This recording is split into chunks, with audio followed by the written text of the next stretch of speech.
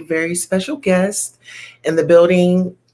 If you guys do not know who our special guest is Sunkee, Sunkee Angel, aka Auntie Jackie.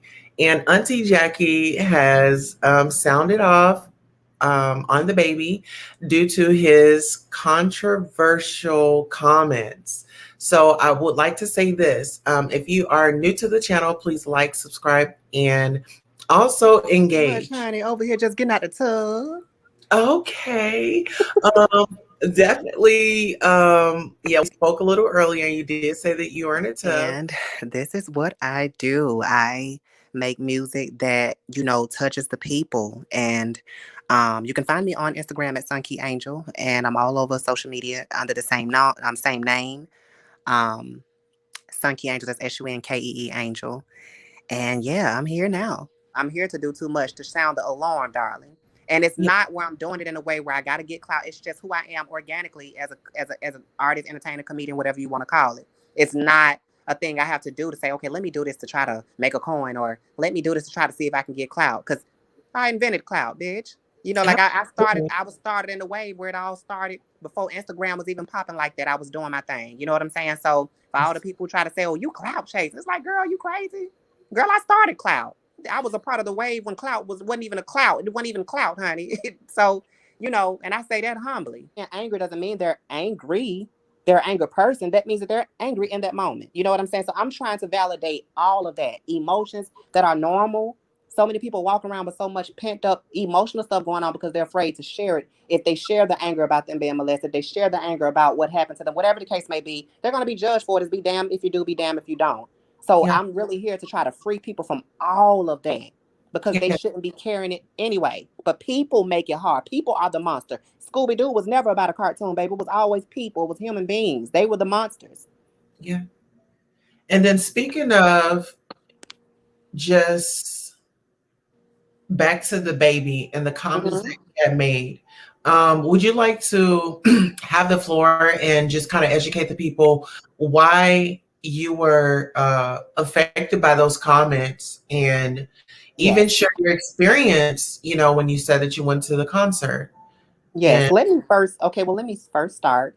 So I was actually there to promote the concert.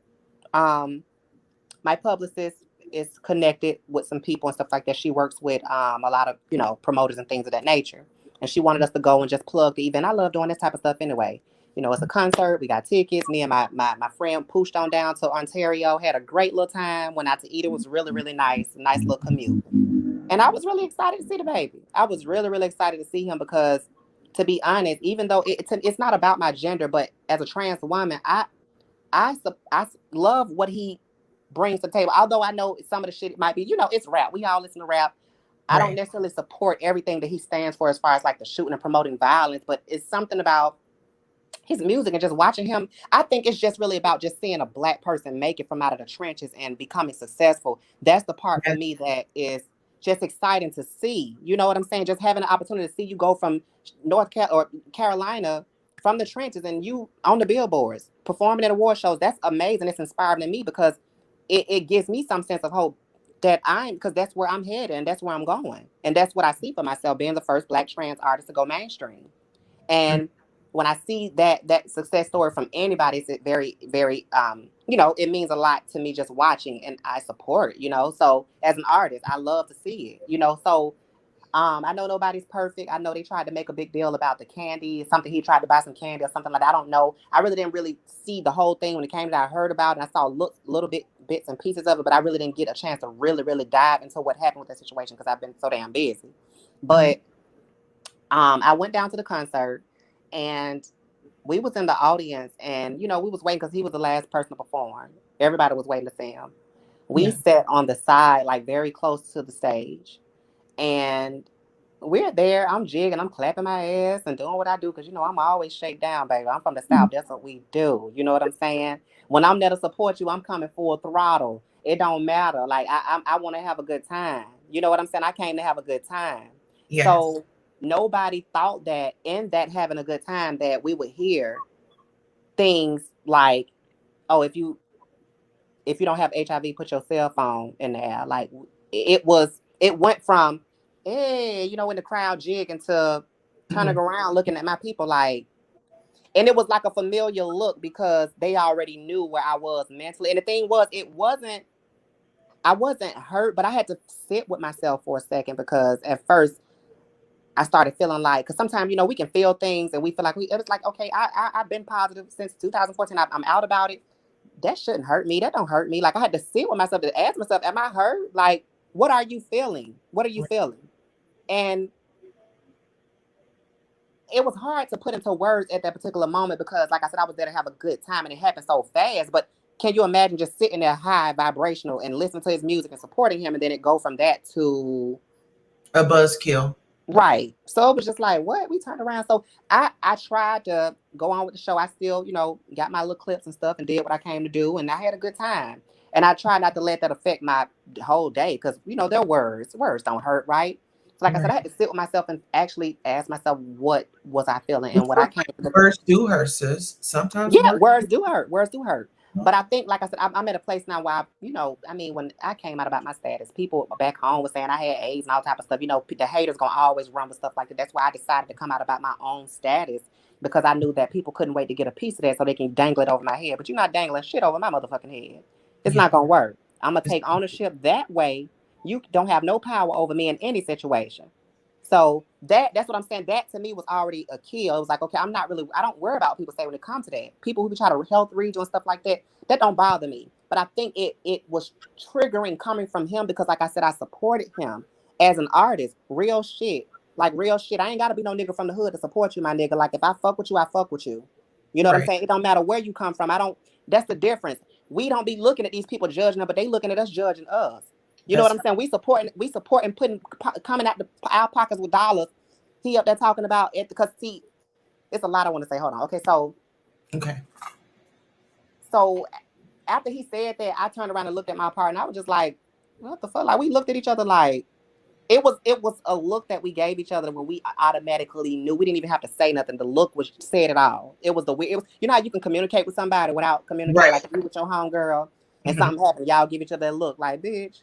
Yeah, like what? Like what was that about? You know what I'm saying? Yeah. So after that we discussed it and it was just like, what?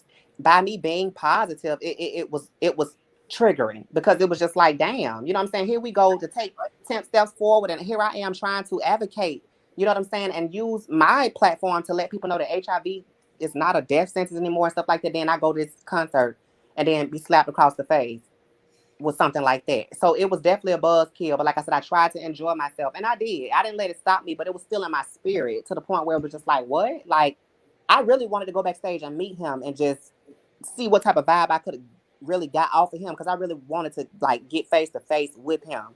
Right. To let him know exactly who I was. I'm Sunkee Angel, transgender. Like, all of that. I want to know. I want to see who you are outside of this show. Because, sometimes people be on stage and that's not really who they are. It's just the show performance. The persona. So after that, he got on the jet because I saw, I follow him. He got on the jet and went to Miami for Rolling Loud. And then he did it again. But this time he said, because the first time I don't remember hearing him say anything about like if you a nigga. Yeah, he didn't say that. Right. Not that I remember. I just only heard the part about the HIV and that was it. And we gagged. Right.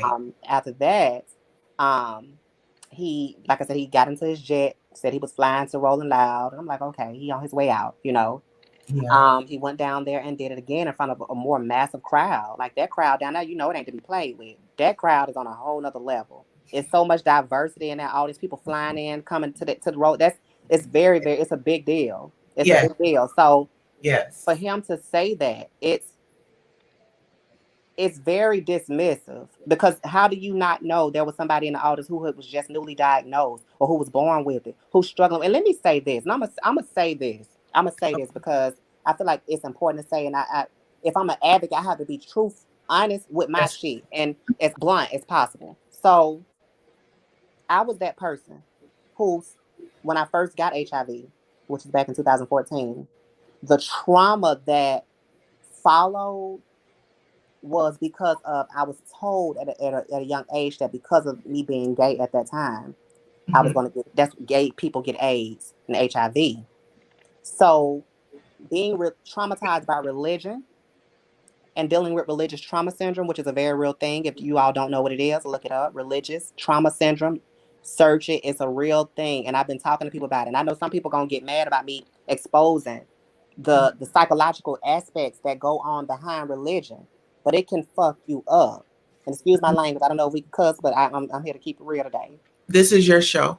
Okay. It can fuck you up mentally, even well over into adulthood. It doesn't matter about age. Trauma is very real, and that's something I deal with every day of my life, from PTSD, nightmares, anxiety, depression, and I fight daily through all of that. And what helps me to escape is my craft. I believe that I was given this gift to do music and to be comedic and all of that to help me navigate life. Some people, it might be coke. Some people, it might be weed that helps them. But my high is what I do, and rightfully so. So I feel like, you know, him being down there and saying that part about, like, you know, you're gonna die in 2 to 3 weeks and stuff like that. And I'm tying it all together to let you know how it could affect people. Like, I was the one at that time. I'm in a different place now. Right. And it doesn't mean that I don't have those thoughts. Like, what I'm saying is, we all know we're in a time in the early stages. Right. And you know, now we're in a time where, you know, HIV, the medicine, you know, if you take your medicine and stuff like that, you can live a long, healthy life just like normal people. Hell, we might even, I'm outliving some of my enemies. You know what I'm saying? And that ain't even positive. So you can live, but the trauma that people are having, still thinking that you can die, even if you have it's so real that trauma can be so real to the point, even if you know that you can't die, the trauma will still fuck with you. You follow me? Yes, I do. You follow me? Because that's what's been pumped into us so long, that, oh, if you get it, you're going to die. You're going to die. You're going to die. It's programmed. Yeah. So when you hear that, it triggered the fuck out of me. And I think that's what it was. I was disappointed because it was just like, what? Why would you say that? Yeah. And I wasn't going to say that, because let me tell you something. If I wanted to say something, people try to say I'm clout chasing. If I wanted to be a clout chase baby, I would have left that show, getting on my social media, and I would have dogged and dragged his ass. But that wasn't what I was trying to do. I'm not here to, that's not my purpose. I'm not trying to per se, like, oh, I'm going to, like, it's not that serious.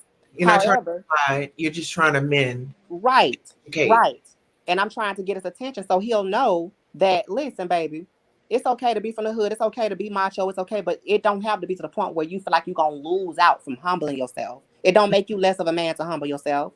It don't make you less of a man to respect gay people. It don't make you less of a man to respect trans women. It don't make you less of a man for none of that. And I don't know for the life of me why people feel like they got to carry this macho. I don't care. I don't care. Because it's not pertaining to them. But time a white person get on their ass about being black, then they want to go out, but yet they ain't the one. People don't call them sensitive. They get on the Karens. We always attacking all the Karens and stuff like that about how they come at us. But then how would they feel that they was called sensitive by being targeted and attacked when they being attacked by white people, white racist people? See what I'm saying? It's the same thing. When they trying to say that we're sensitive, you don't know what the hell somebody's going through mentally. You don't know where they are mentally. You don't know. I think I've spoken that before. I was just saying, like, how we are holding the Karens responsible for their shenanigans and things like that. We are holding our people and anybody else that wants to get out of hand accountable. And accountability is not what it is. I've had people coming to my page already talking about, oh, I used to be a fan, but now you're doing too much. Baby, you're not a fan anyway. You wasn't a fan. Because if you was a real fan, that's what I'm saying. Y'all want to try to make me feel bad about myself. Y'all want me to hate myself for holding somebody else accountable, baby. He already black and the white man already against him. But what that's got to do with me? Because if you sometimes they carry themselves like animals. So you cannot get upset when the white man is on your ass. When you giving, don't give them a reason. They already at your head. Why give them a reason to steady pick and target? Exactly. Why? So it's like you're making yourself a target. So low key, and I ain't even trying to be funny. We make ourselves target. These people making themselves target and talking about, oh, the white man, but yet somebody, and I don't want to sound, let me make sure I'm being very clear, because I'm not excusing what white racist people do to our black people, black men, black whoever, because we know racism does it. But what I'm saying, in some situations, look at what we're doing to our own people. And it's like every time I touch on that, black people get upset because they're not ready to address the elephant in the room, which is our own people, us right in our own backyard. They not ready to address. We killing. It's like how y'all gonna try to say that the white man is after you, and y'all want freedom and all that stuff, but y'all doing the same thing to your own black LGBT brothers and sisters, darling. I don't get it. And on that note, we're gonna take a quick commercial break.